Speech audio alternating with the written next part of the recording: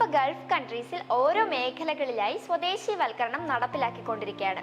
അതുപോലെ തന്നെ സൗദിയിൽ എഞ്ചിനീയറിംഗ് മേഖലകളിൽ 25% സ്വദേശീവൽക്കരണം വരികയാണ്. പുതിയ നിയമം അടുത്ത ജൂലൈ 21 മുതൽ നിലവിൽ വരും.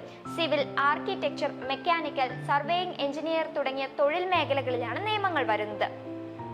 Municipal rural affairs and housing മന്ത്രാലയവുമായി സഹകരിച്ചാണ് തീരുമാനം. എഞ്ചിനീയറിംഗ് തൊഴിലുകളിൽ 5 അതിലധികമോ തൊഴിലാളികളെ നിയമിക്കുന്ന സ്വകാര്യ മേഖലാ സ്ഥാപനങ്ങളിൽ 25% സ്വദേശിവൽക്കരിക്കാനാണ് തീരുമാനം. സൗദി മാനവ വിഭവശേഷി സാമൂഹിക വികസന മന്ത്രാലയമാണ് തീരുമാനം അറിയിച്ചത്.